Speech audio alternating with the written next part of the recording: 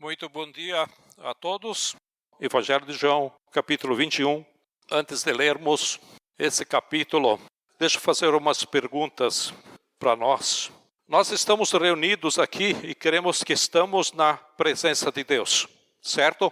Creio que todos vocês creem nisso. Mas nós sentimos a presença de Deus. Nós discernimos que Deus está no meio de nós e nós não o reconhecemos. Descobrimos quando fala conosco e nós não identificamos que é a voz dele. E identificamos quando os sentimentos e pensamentos que são nossos, mas vieram dele para nós.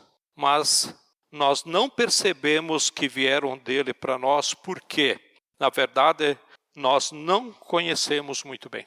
E olhando para esse Evangelho de João, vamos tentar discernir esse Jesus e buscar discernir a sua presença no meio de nós.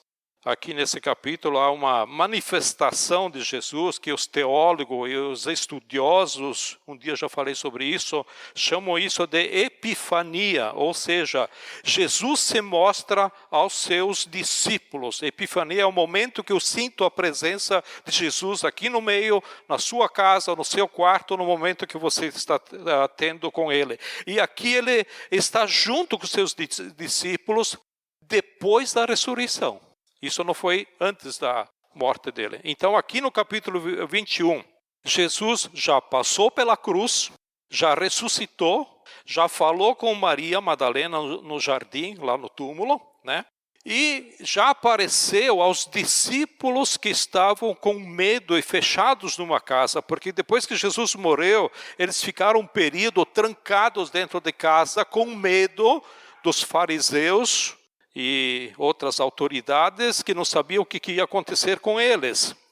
E aí Jesus apareceu no meio deles, sem abrir porta, sem abrir janela, apareceu no meio deles num momento e disse: a paz esteja com vocês. Depois de uma semana, Jesus apareceu novamente, porque na primeira vez da aparição, Tomé não estava presente. E uma semana depois, Jesus apareceu de novo e Tomé estava presente. E aqui nesse capítulo 21, Jesus ressuscitado aparece mais uma vez. Ele se deixa ver, se deixa aparecer, se deixa reconhecer mais uma vez. Eu queria que você acompanhasse a leitura desse capítulo 21, perguntando a Deus: o que é que esse capítulo fala a respeito de Jesus para você? O que esse capítulo fala de Jesus para mim? Assim diz o capítulo 21. Depois disso, Jesus apareceu novamente aos seus discípulos, à margem do mar de Tiberíades. Foi assim: estavam juntos Simão Pedro, Tomé, chamado Dídimo, Natanael, de Caná da Galileia, os filhos de Zebedeu e dois outros discípulos. Quer dizer, a maioria dos discípulos estavam aí, tá? Havia uma boa turma.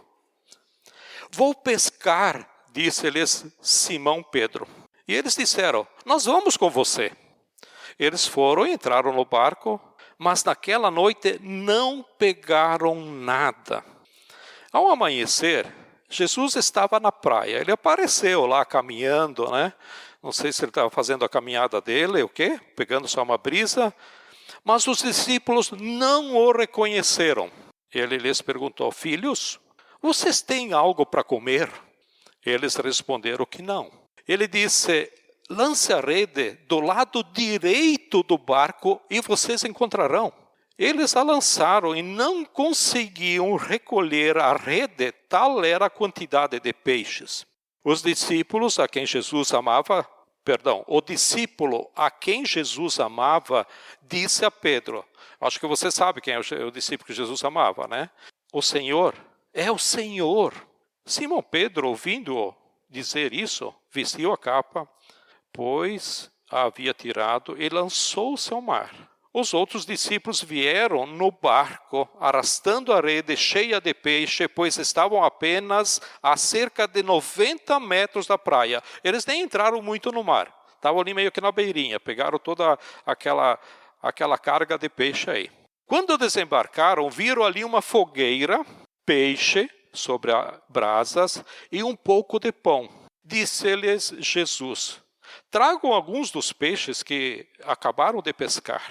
Simão Pedro entrou no barco e arrastou a rede para a praia. Ela estava cheia. Tinha 153 grandes peixes. Embora houvesse tantos peixes, a rede não se rompeu. Jesus lhe disse: venham comer. Nenhum dos discípulos tinha coragem de lhe perguntar: quem és tu? Vocês acham que eles tinham reconhecido Jesus? Quem és tu? Sabia que era o Senhor. Jesus aproximou-se, tomou o pão e deu a eles, fazendo o mesmo com os peixes. Esta foi a terceira vez que Jesus apareceu aos seus discípulos depois que ressuscitou dos mortos. Depois de comerem, Jesus perguntou a Simão Pedro: Simão, filho de João, você me ama mais do que estes? Disse ele: sim, Senhor, tu sabes que te amo. Disse Jesus: cuide dos meus cordeiros. Novamente Jesus disse: Simão, filho de João, você me ama? Ele respondeu: sim, Senhor, tu sabes que te amo. Disse Jesus: pastorei as minhas ovelhas. Pela terceira vez, ele lhe disse: Simão, filho de João, você me ama? Pedro ficou magoado por Jesus ter perguntado pela terceira vez: você me ama? Ele disse: Senhor, tu sabes todas as coisas e sabes que te amo. Disse-lhe Jesus: cuide das minhas ovelhas. Digo-lhe a verdade, quando você era mais jovem, vestia-se e ia para onde queria. Mas quando for velho, estenderás mãos e outra pessoa o vestirá e o levará para onde você não desejar ir. Jesus disse isso para indicar o tipo de morte com a qual Pedro iria glorificar a Deus. E então lhe disse: siga-me. Pedro voltou-se, olhou para trás, e viu que o discípulo a quem Jesus amava o seguia. Este era o que estivera ao lado de Jesus durante a ceia e perguntara: Senhor, quem te irá trair? Quem te irá trair? Então esse é o discípulo João, que estava ali junto, vindo também, aquele que teve uma conversinha com Jesus. Jesus, fala para mim aqui, só uma conversa entre nós dois aqui, em particular, vamos fazer uma fofoca santa. Fala para mim quem é o artista aí que vai querer, por fim no Senhor 21. Quando Pedro ouviu, perguntou: Senhor, e quanto a ele? Quanto João ali atrás? Respondeu Jesus: se eu quiser que ele permaneça vivo até que eu volte, o que lhe importa? Quanto a você, siga-me. Foi por isso que se espalhou entre os irmãos o rumor de que aquele discípulo não iria morrer. Mas Jesus não disse que não iria morrer. Apenas disse: se eu quiser que ele permaneça vivo até que eu volte, o que lhe importa? Esse é o encontro de Jesus com os discípulos aí na praia, nessa manifestação, esse diálogo, essa conversa. O que esse texto fala de Jesus para nós? É a pergunta que eu lancei antes, vou repeti-la. O que esse texto fala de Jesus para nós? A primeira coisa que fala é que Jesus está vivo. É óbvio, Jesus está vivo. Uma coisa boa para ler a Bíblia é fazer perguntas simples e anotando respostas óbvias, que quer dizer claras, respostas sem dúvidas.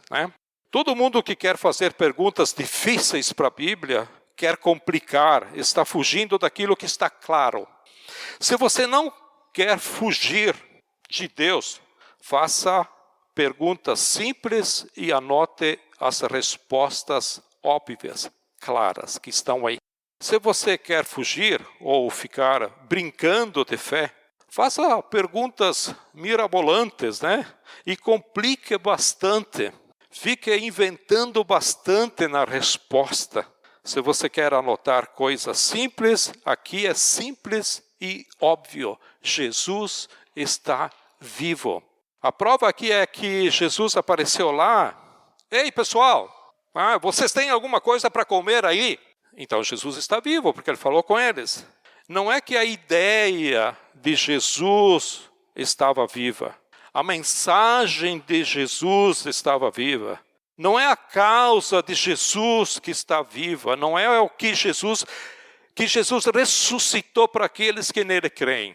Tudo isso é verdade. Mas também é verdade que Jesus ressuscitou dos mortos e Jesus está vivo. Ele apareceu aos seus discípulos e mais, ele disse, toque em mim. Teve um cara que duvidou lá e Jesus chamou ele, vem cá, toca em mim, toca aqui na minha ferida, toca nas minhas chagas. Vem aqui e vê, eu estou vivo, sou eu mesmo. Então Jesus está vivo. Podemos falar com ele hoje, ele pode se manifestar hoje, ele ouve a nossa oração, ele fala conosco. Jesus não é uma ideia, Jesus não é uma força, uma luz, como se ouve alguém por aí falar. Não é um poder ou uma energia. Jesus é uma pessoa, ele está vivo, Jesus está no meio de nós. É assim que a Bíblia diz. E não somente está vivo, como ele vem atrás de nós. Ele vem atrás da gente. Jesus vem atrás de nós. A Bíblia revela que o grande buscador é Deus, não é o homem que busca Deus. Não é o ser humano quem busca Deus, é Deus quem busca o ser humano. E às vezes nós invertimos os papéis. Aliás, em Romanos diz assim, que não há um sequer que busque a Deus. Não há ninguém que busque a Deus, mas é Deus quem busca o ser humano.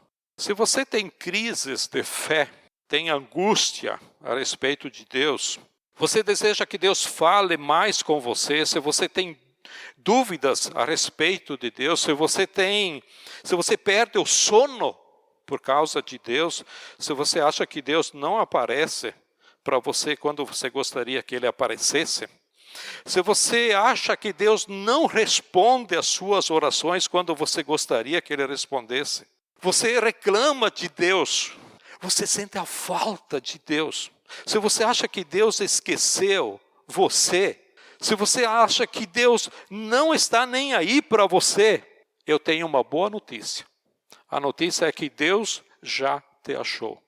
Porque se Deus não tivesse te achado, você não estaria nem um pouco preocupado com Ele ou preocupada com Ele.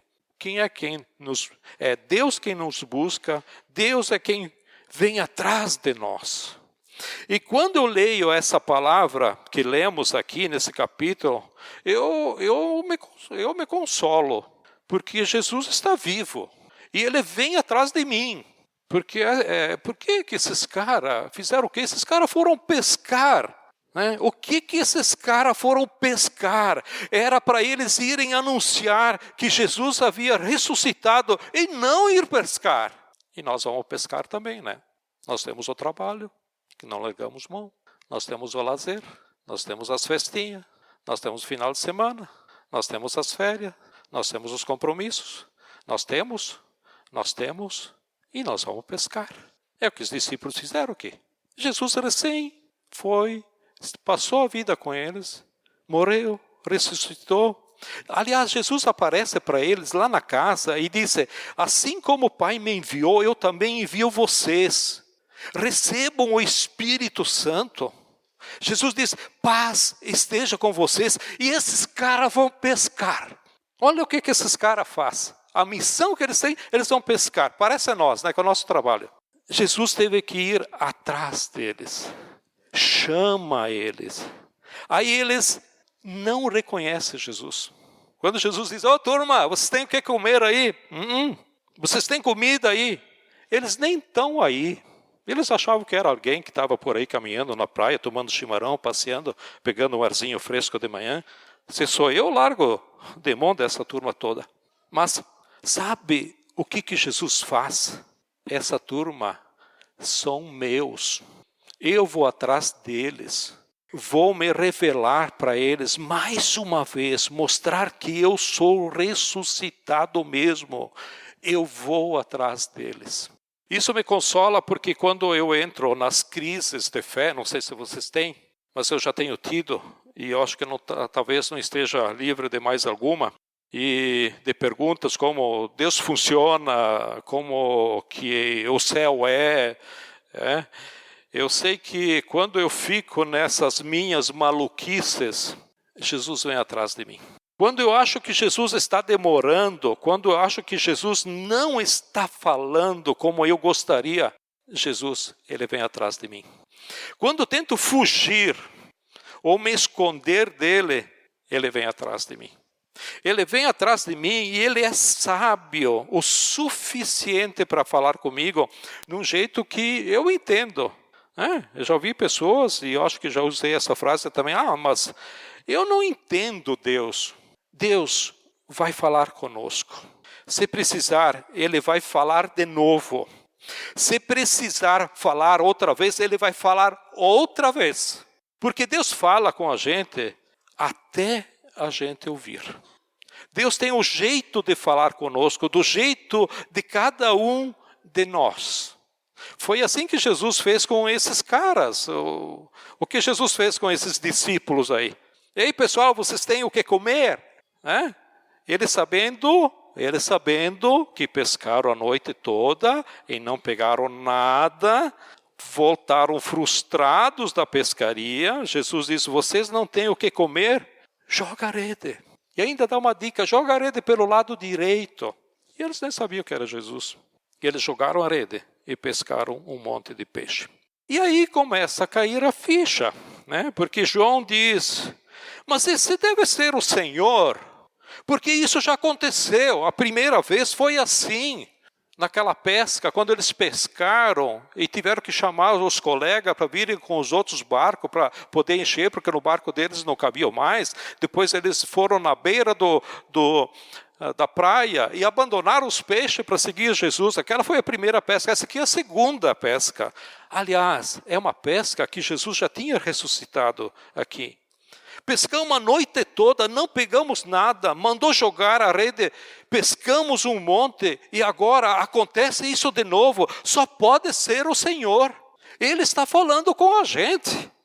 E Jesus fala desse jeito porque para esse grupo de homens aqui, para esses discípulos, por exemplo, se fosse a mulher samaritana, ele ia falar dos maridos dela e não de peixes. Ela teve 5 maridos. Era o que estava no coração dela, incomodando ela.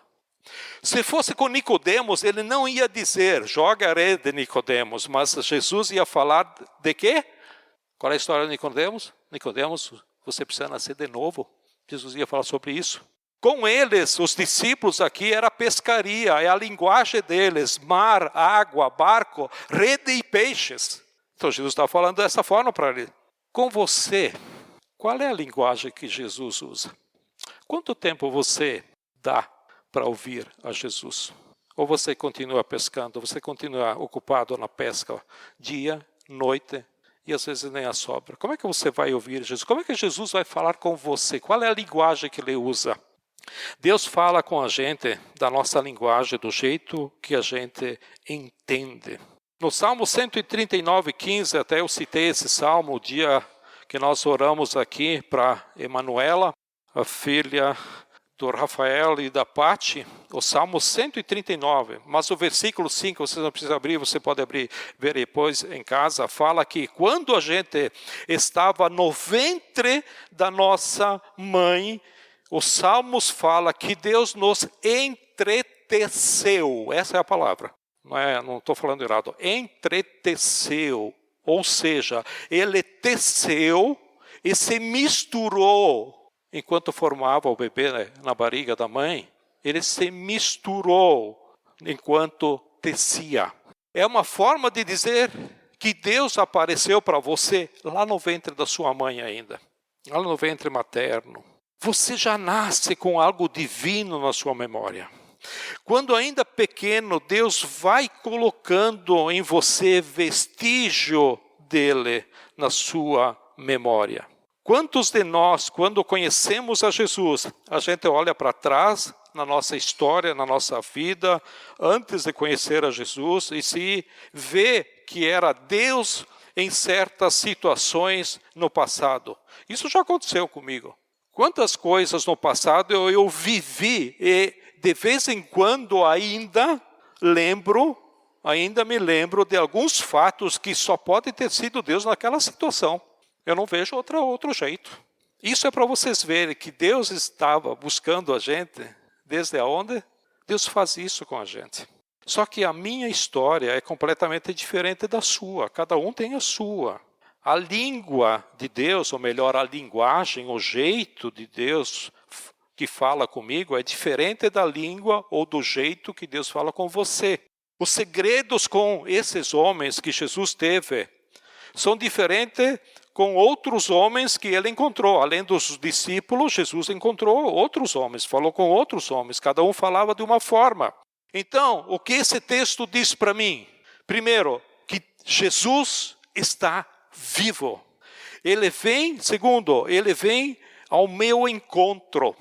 E terceiro, ele fala comigo do jeito que eu consigo entender. E mais do que falar comigo, ele fala coisas que devem ser faladas só comigo. Só comigo. Jesus fala para você coisas que é só para você, pessoalmente. Para o casal, para o marido, fala algo que não vai falar para a esposa. Para a esposa, fala algo que não é do marido. É pessoalmente. Experiências que são somente minhas. E assim é com você. Jesus fala conosco em particular, que a gente não pode contar para os outros. Se contar é fofoca, né? Não é testemunha, é fofoca. Ok? A vida de vocês, Jesus, né? Se você quiser compartilhar, estou brincando. São coisas que são nossas.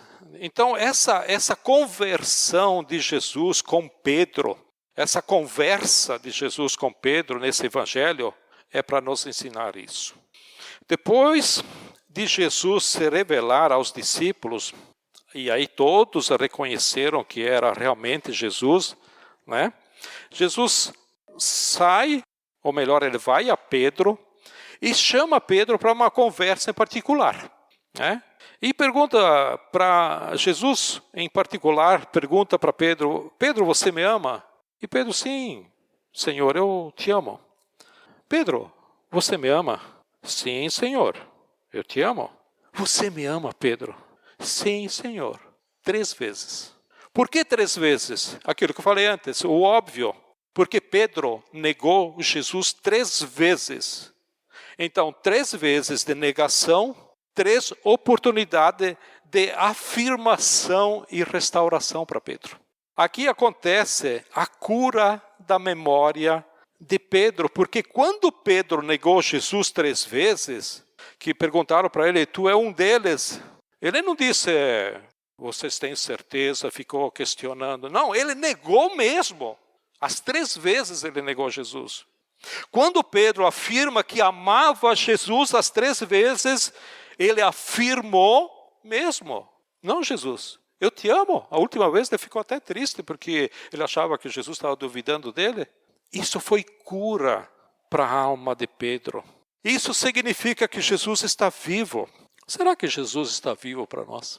Ele vem nos buscar, vem ao nosso encontro, ele fala conosco, ele fala a nossa língua e fala conosco em questões íntimas e pessoais. Tanto que Pedro se vira para Jesus e diz assim: escuta aí, e João aí, e João.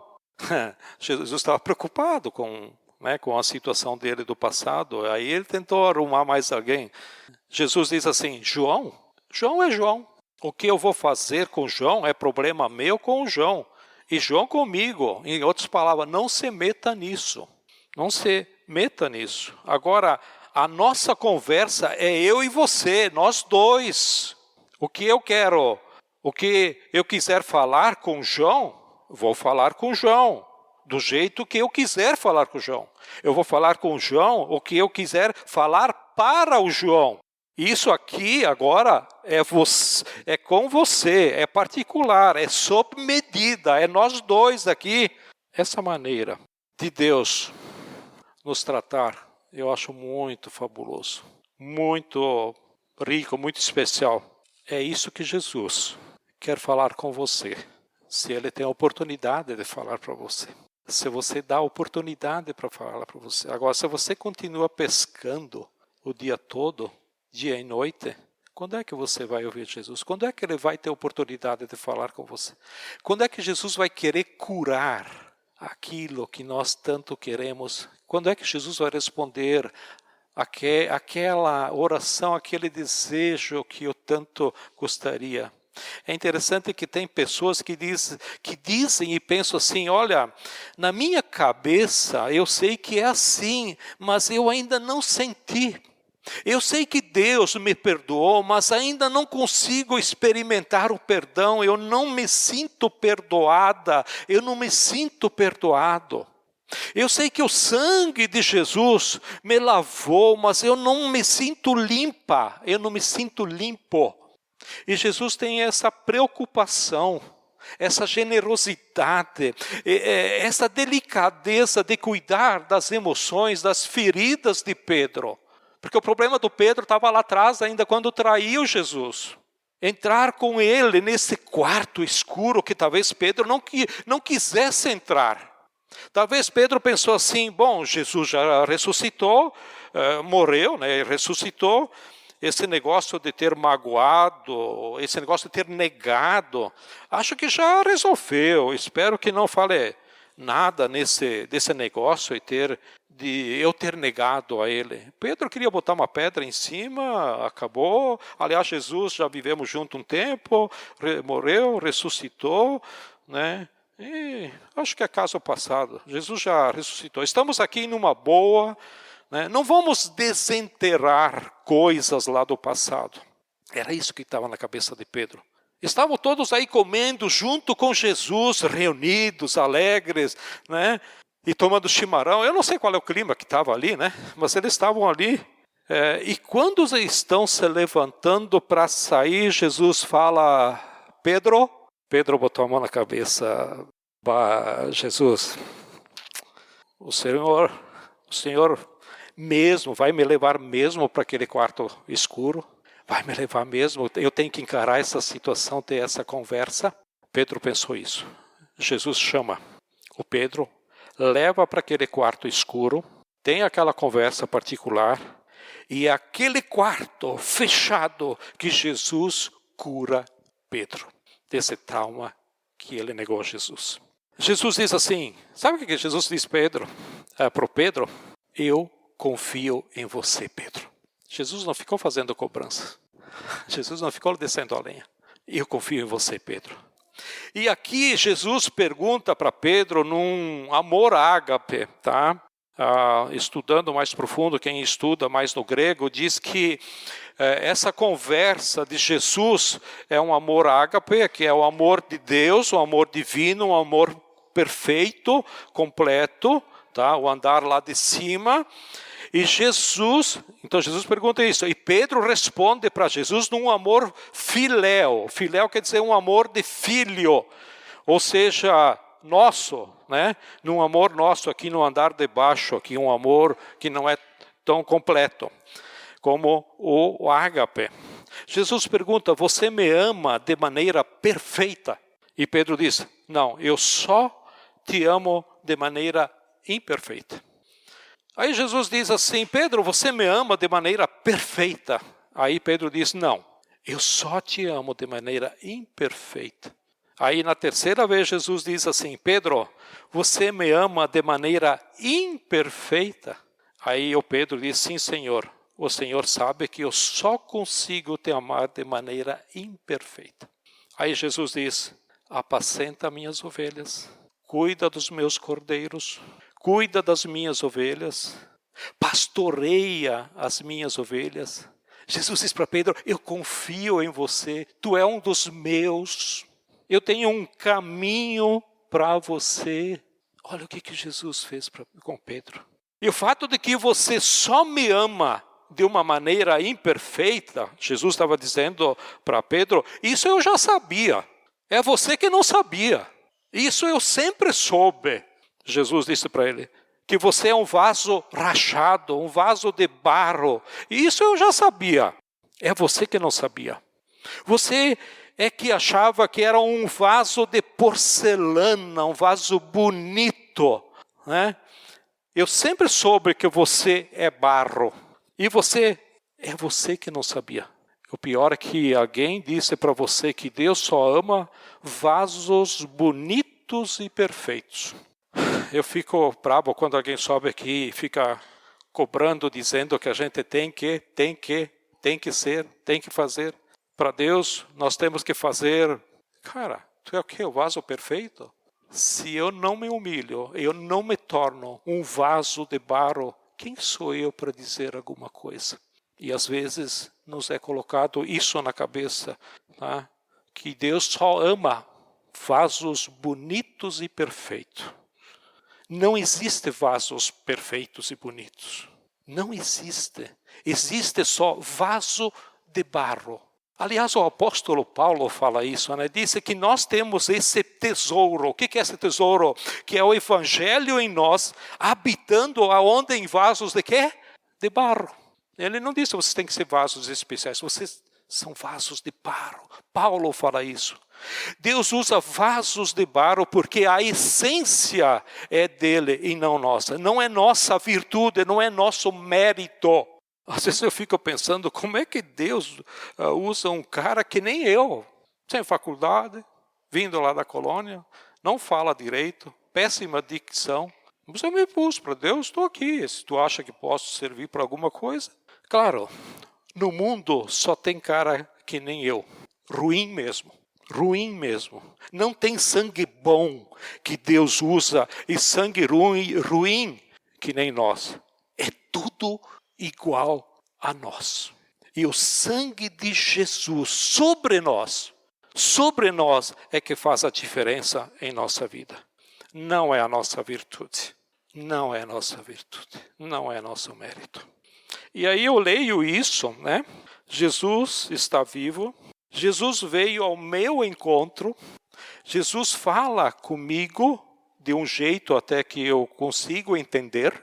Ele fala a minha língua e não a dele.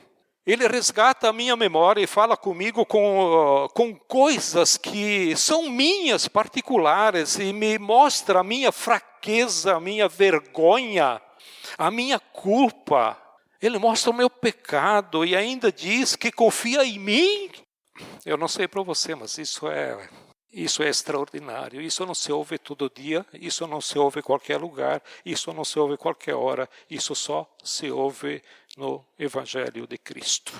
Isso é extraordinário. E é isso que nós celebramos nessa mesa. Essa manhã nós estamos cobertos, a diferença é essa, nós estamos cobertos pelo sangue de Jesus, que nós vamos celebrar hoje. Nós estamos aqui porque Cristo partiu o seu corpo por nós. Sangue derramado por Cristo, corpo partido por Cristo.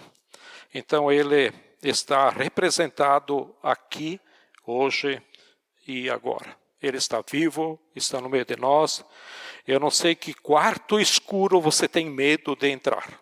Que dúvidas você carrega, que busca você tem, mas eu queria encorajar você a orar nesta manhã de uma maneira muito sincera diante de Deus. Muito sincera. Ele diz assim, você pode dizer, Jesus, eu não estou ouvindo o Senhor falar comigo. Se você está ouvindo, ótimo, muito bem, que bom. Se não, você pode dizer, eu não estou ouvindo o Senhor falar comigo. Mas eu quero ouvir a tua voz e eu quero pedir que o Senhor fale comigo. Abra meus ouvidos, abra meus olhos. Se o Senhor está falando comigo, eu não estou reconhecendo o Senhor. Não há mal em falar isso, seja sincero. Por isso que eu falei, orar com muita sinceridade. Diga a ele, Jesus, eu entendo e eu tenho um lugar, um quarto que tenho fugido dele. Mas eu estou entendendo que o Senhor quer entrar comigo nesse quarto escuro, que eu tenho medo, que eu tenho vergonha de entrar nesse quarto, mas eu entrego a minha mão, as tuas mãos. Se é lá dentro desse quarto que o Senhor quer falar comigo, então vamos lá, para esse quarto. Eu quero ouvir a sua voz. Jesus, eu achei que cheguei no meu limite e que não havia possibilidade do Senhor me usar de novo. Não há problema de você falar isso, mas eu quero cuidar das tuas ovelhas. Eu quero cuidar do teu rebanho. Eu tinha desistido disso porque achei que tinhas ido longe do Senhor demais. Mas hoje eu quero dizer para o Senhor que eu estou disponível. Eu aceito esse seu chamado e fico surpreso em ver o Senhor dizer que ainda confia em mim. Porque nem eu mesmo não confio mais em mim. Mas Jesus confia em você. Cada um de vocês. Eu vou repetir. Jesus confia em você. Quando você pegar esse pão e esse cálice, que é o corpo de Cristo partido, o sangue de Cristo derramado, que aqui está simbolizado, fale sinceramente com Deus. Diga das suas angústias, porque Cristo ressuscitou. O Cristo ressurreto e vivo, Ele está aqui. Está no meio de nós. Ele está lá no seu quarto, lá na sua casa, na sua cozinha, no seu lugar de trabalho, dentro do seu carro. É só você dar oportunidade para Ele. Diga das suas angústias, porque Cristo está presente. Se você está aqui nesta manhã, é porque Ele te trouxe aqui para te dizer que Ele está vivo. Talvez você possa dizer, tá, mas Ele está vivo, eu sabia. Mas há uma vida contigo. A gente veio aqui para Jesus nos dizer que Ele está vivo, Ele quer falar com você, e Ele quer curar você, e Ele quer usar você. Nada de vir aqui só ficar sentado e ouvir a mensagem para casa e acabou. Ele quer usar de você. Pare de pescar um pouco. Converse, dê tempo para conversar com Cristo. Por isso que estamos aqui para celebrar este Jesus maravilhoso, que morreu por nós, mas está vivo, querendo falar conosco. Não perca essa oportunidade de invocar o nome de Jesus enquanto celebramos o seu corpo e o seu sangue. Eu convido vocês a virem pegar um pedaço do pão, um cálice, voltem ao seu lugar e aguarda para nós tomarmos todos juntos. Tá? Todos vocês que estão livres para participar da ceia, desde que você tenha Jesus como Senhor e Salvador. Eu tenho algum pecado que eu preciso confessar. Então você confessa a Deus. Se você precisa acertar com alguém, diz que você vai acertar e não perca a oportunidade de participar da ceia. Pode se servir. O apóstolo Paulo, no momento que estava servindo, como instruindo melhor os discípulos, deixou esse registro que todos vocês conhecem, que ele diz, pois recebi do Senhor o que também lhes entreguei, que o Senhor Jesus, na noite em que foi traído, tomou pão e, tendo dado graças, partiu e disse, isto é o meu corpo que é dado em favor de vocês. Façam isso em memória de mim. Pegue o pão e você ora a Deus, faça a sua oração individual. Talvez você tenha algo para dizer para Ele hoje, nesse momento.